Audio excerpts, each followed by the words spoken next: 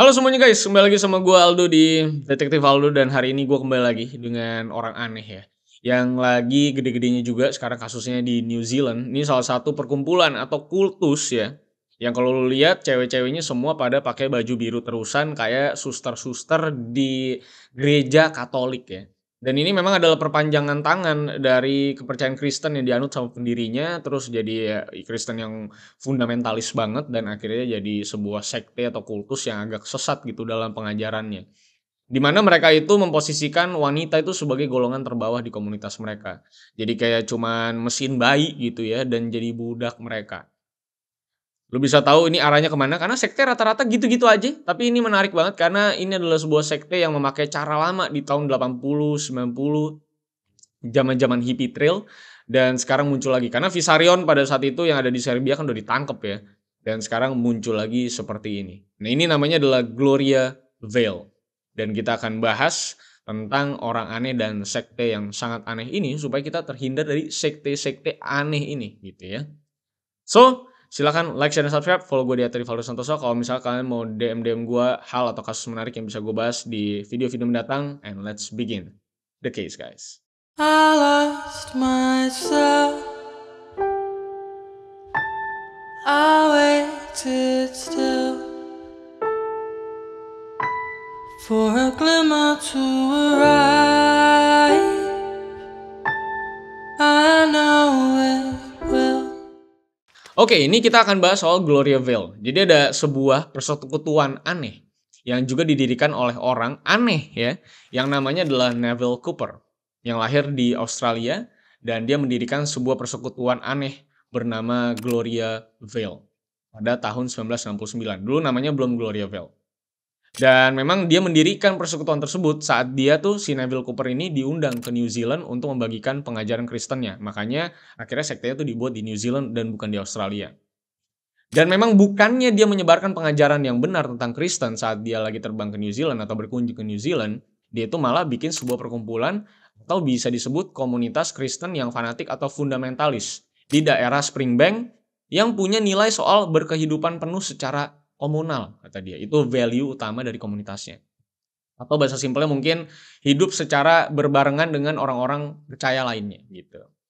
Nah intinya komunitas ini tuh ceritanya dibikin untuk saling berbagi dan merawat satu sama lain. Makanya mungkin itu menjadi salah satu pondasi dari kostumnya mereka. Yang kayak suster-suster gitu.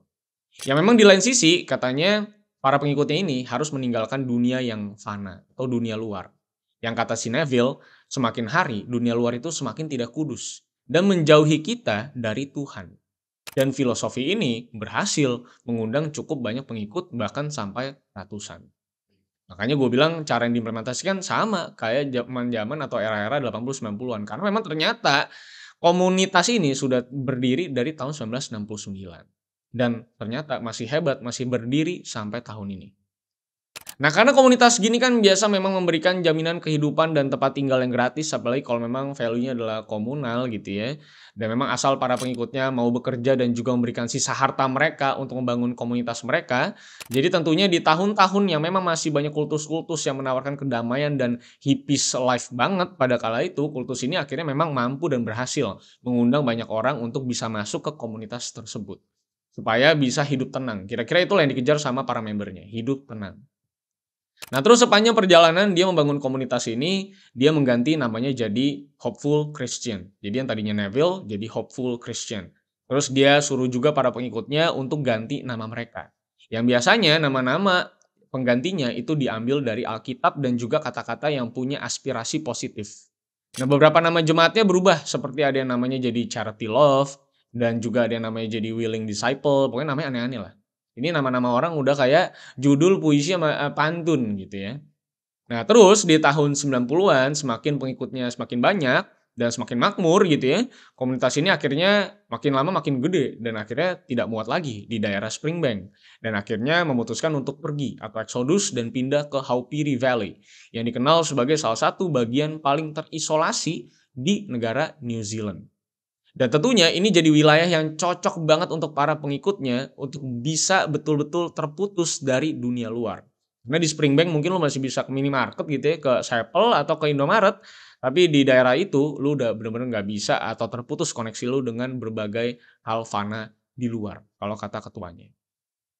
Nah, barulah setelah pindah ini, komunitas ini tuh baru benar-benar dinamakan Gloria Vale. Yang Gloria sendiri itu diambil dari nama istrinya si Hopeful Christian atau si Neville tadi. Dan pemukiman baru mereka juga dikelilingi dengan pegunungan dan sungai-sungai. Dan tentunya menjadi pemukiman yang bisa jalan sendiri tanpa butuh supply dari luar. Karena di dalamnya ada peternakan, ada tempat tinggal, ada sekolah, dan berbagai fasilitas publik lainnya yang bisa memfasilitasi para membernya. Sehingga para pengikut diharapkan tidak membutuhkan bantuan dari dunia luar sedikit pun. Dan mereka katanya bisa hidup dengan damai dan bahagia di sana. Lokasi yang terisolasi juga tentunya memungkinkan untuk para membernya ini tidak bisa kabur kemana-mana. Karena susah kalau mau kabur, ada gunung, ada sungai gitu.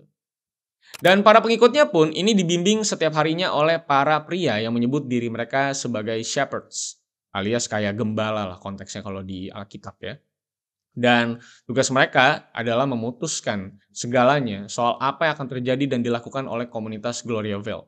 Dan harus diikuti dan tidak boleh dibantah oleh para membernya. Terlebih untuk urusan pernikahan dan pengoperasian aspek finansial komunitas mereka. Alias korup juga nggak ada yang tahu gitu duitnya dikemanain gitu ya. Orang kagak ada auditnya juga di sono kan, nggak ada yang tahu juga, nggak ada bendahara yang bikin presentasi keuangan gitu kan. Jadi duitnya dipakai buat apa juga lo nggak tahu gitu kan. Apalagi itu harta para membernya juga gitu kan. Jadi ya mereka udah pada YOLO aja gitu member-membernya gitu, udah percaya aja yang penting.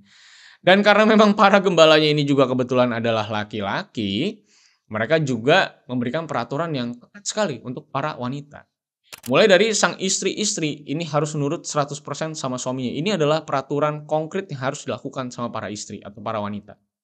Serta anak yang juga katanya harus terus menghormati orang tuanya. Mungkin kesannya terlihat baik-baik saja ya, nilai-nilai di komunitas ini kayaknya ya sebuah nilai-nilai yang biasa memang dianut sama banyak istri atau sama banyak anak gitu ya. Tapi pada kenyataannya, ini udah kayak perbudakan terhadap perempuan. Karena para wanita ini kudu dan wajib harus bangun jam 3 pagi. Paling telat jam 6 pagi. Untuk mempersiapkan sarapan suami dan keluarganya. Habis nyiapin sarapan, mereka harus nyuci dan lain-lain. Dan mereka ini kudu harus bisa jadi mesin perluasan komunitas alias jadi pabrik anak. Dan secara jelas mereka memang menempatkan wanita di golongan terbawah komunitas mereka alias budaknya para laki-laki. Ngeri ya. Dan sejatinya komunitas ini memang tidak mengizinkan adanya KB. Sehingga emang para wanita ini didorong untuk terus melahirkan dan kalau bisa punya lebih dari 12 anak. Supaya katanya bisa jadi wanita dan manusia yang tidak egois. Si paling ngerti soal egois ini pendirinya ya. Terus para pengikutnya juga harus menggunakan seragam yang memang konteksnya ini biru-biru kayak suster-suster di gereja Katolik gitu ya. Yang katanya kostum ini untuk meminimalisir ekspresi dalam berpakaian. Yang mereka nilai sebagai sebuah hal yang fana dan tidak berguna. Tapi tentunya hidup damai dan bahagia tuh selalu cuman angan-angan kultus-kultus dan sekte-sekte aneh seperti ini. Yang memang sebenarnya udah dari awal terkesan radikal dan fanatik sekali. Karena pada akhirnya kultus ini pun betul terjerat kasus yang senada dengan kultus-kultus di era itu. Seperti Manson dan kawan-kawan.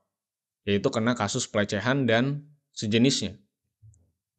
Tepatnya rumor soal pelecehan dan lain-lain ini tuh mulai terdengar dari tahun 1990-an. Emang ini ketua-ketuanya memang udah sange-sange gitu kalau gue lihat ya.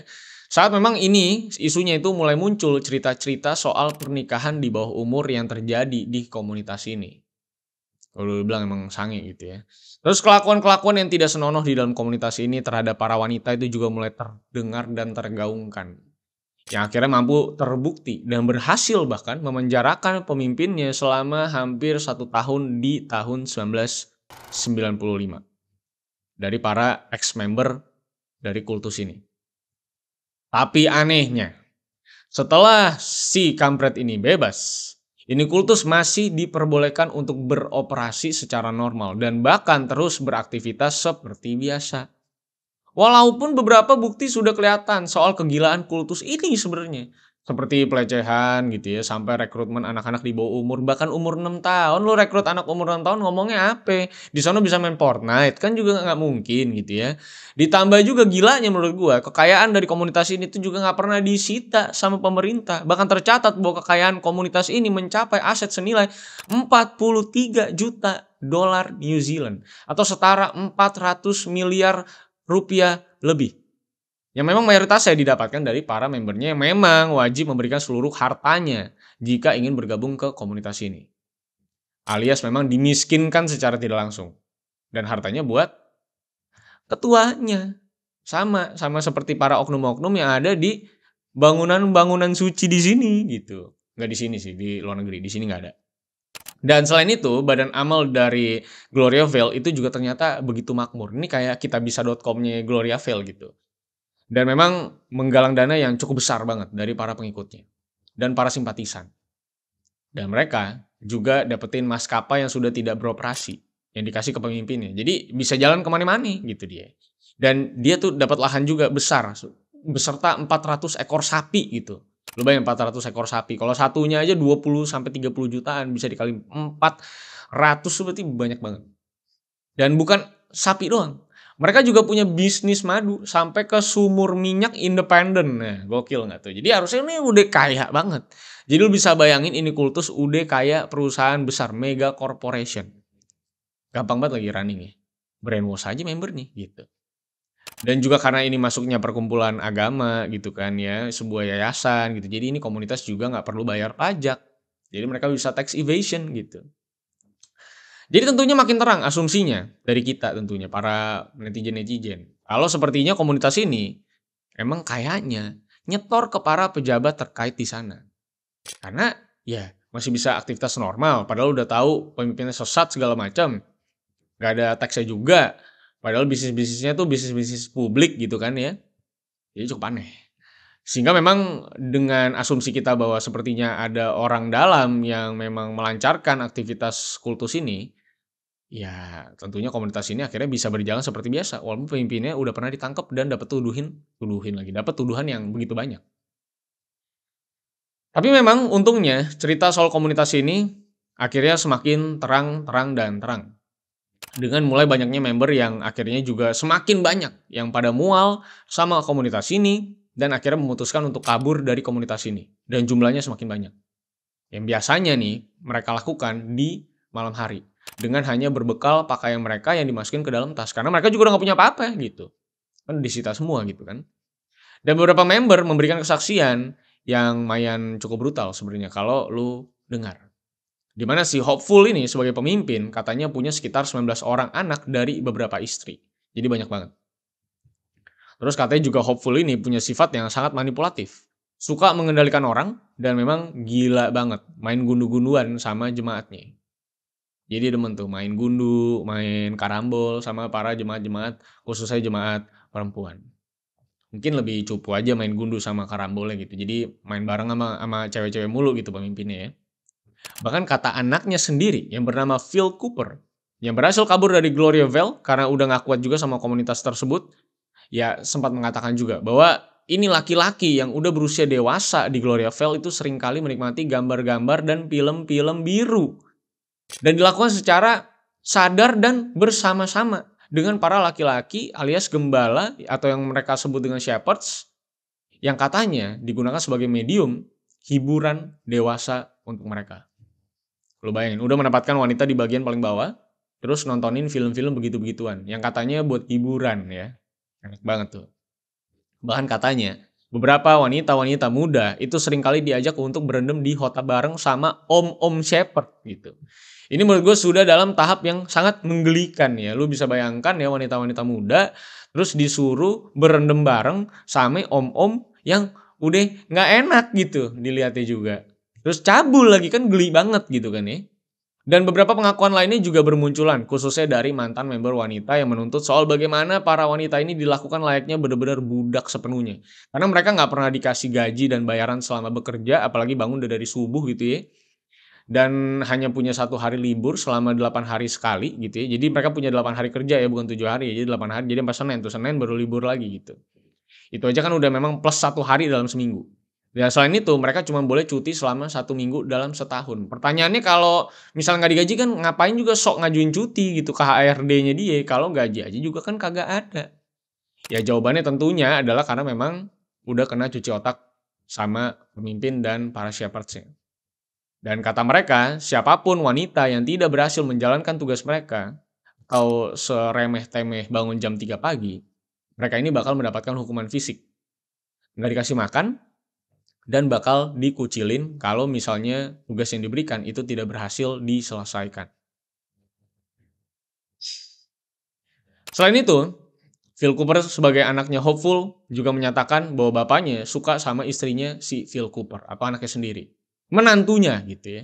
Dan Phil harus kuat-kuat menahan lihat pemandangan antara bapaknya dan juga istrinya sendiri dan melakukan adegan-adegan yang sangat-sangat memancing emosi.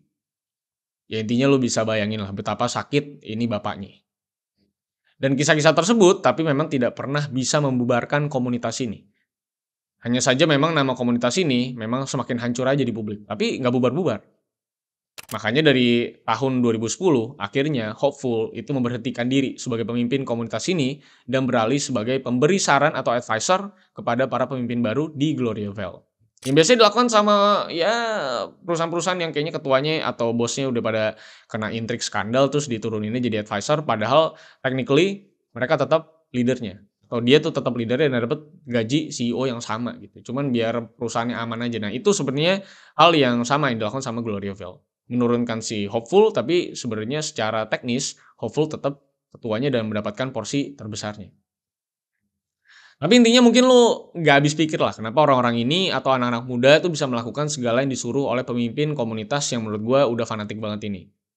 Jawabannya adalah karena banyak banget anak-anak yang lahir di komunitas ini, yang lahir memang di tempat Gloriaville tadi, dan akhirnya jadi orang yang nggak pernah tahu soal mana yang wajar dan mana yang tidak wajar di masyarakat. Dan juga jadi bocah-bocah yang akhirnya nggak tahu apa-apa soal dunia luar, dan menyatakan bahwa apa yang terjadi di Gloriaville itu adalah sebuah hal yang lumrah dan normal. Ya memang prosesnya cukup panjang kan dari tahun 69 sampai detik ini. Ya memang proses Hopeful untuk memutus mereka dari koneksi luar itu benar-benar berhasil, khususnya untuk anak-anak yang baru lahir dan kebetulan lahirnya di Gloriaville. Jadi mereka nggak pernah akan memberontak karena menurut mereka ini semua normal. Nah untungnya mereka yang berhasil kabur itu masih dapat bersuara soal hal ini dan membeberkan fakta soal pemimpin mereka dan kelakuan mereka yang selalu bawa-bawa Tuhan di segala perintah yang nggak masuk akal dari mereka. Terutama menjadikan wanita ini sebagai pabrik anak. Dan sekaligus mereka yang sudah gabung dan lahir di sana cenderung tidak diperbolehkan keluar dari radius yang sudah ditentukan. Jadi nggak boleh keluar-keluar kemana-mana. Nanti akan dihukum lagi. Tapi memang akhirnya tirani dari Hopeful ini selesai pada tahun 2018 saat Hopeful sudah mencapai usia 90-an dan dengan meninggalnya si founder dari komunitas ini, karena di usia 90-an tuh dia meninggal, komunitas ini akhirnya diserahkan kepada para pemimpin baru yang akhirnya merilis sebuah permintaan maaf kepada mereka dan mantan member yang merasa dirugikan. Sekaligus katanya mereka sudah membebaskan mereka yang sudah menginjak usia 17 tahun di Gloriaville untuk menentukan apakah mereka akan stay dengan Gloriaville atau akan keluar ke dunia luar. Tapi udah 17 tahun ke dunia luar, rasanya lo akan kagok untuk beradaptasi dan akhirnya lo akan memilih untuk kembali lagi. Harusnya kan kayak gitu ya. Karena lo kan tidak berbekal bisa apa-apa ya. Lo kan cuma bisa farming dan ngurusin sapi kan ngapain gitu kan ya. Dan sekarang kondisi Gloriaville itu masih santuy-santuy aja sebenarnya. Dan sepertinya komunitas akan terus ada dalam bentuk format yang berbeda-beda dengan beda-beda pemimpin Gloriaville ini. Tapi yang pasti komunitas ini, walaupun sudah kena banyak intrik, skandal, dan nama buruknya, komunitas ini tetap terus berkembang. Dan sekarang anggotanya sudah mencapai sekitar 600 orang. Dan datang dari seluruh dunia. So itulah dia cerita tentang Gloriaville, sebuah sekte yang dibuat untuk memperbudak para wanita dan ngeleceh-ngelecehin wanita. Ya, bahkan menantunya sendiri mau disikat sama dia. Menurut gue sudah gila ini komunitas, tapi intinya selalu ada saja sekte-sekte dan orang-orang aneh yang memang punya keahlian komunikasi yang cukup cerdas yang akhirnya bisa membrainwash banyak orang-orang. Bahkan nggak sedikit pengikut sekte adalah orang-orang yang juga tajir dan kaya raya dan punya banyak aset dan rela meninggalkan segalanya untuk sebuah ketenangan dan kebahagiaan yang ditawarkan oleh para pemimpin sekte.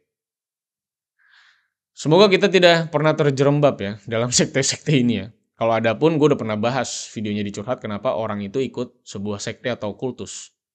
Biasanya datang dari stres dan juga konflik keluarga biasanya. Jadi jauh-jauhilah ya konflik-konflik yang ada gitu ya. Supaya kita nggak sampai join sekte gitu. Karena yang ada makin kusut bukan makin baik gitu.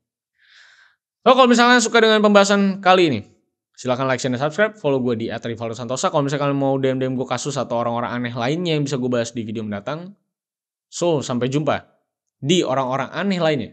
Masih banyak orang-orang aneh di luar sana yang makin aneh makin hari. So see you on the next video, guys. I lost myself. I waited still for a glimmer to arrive.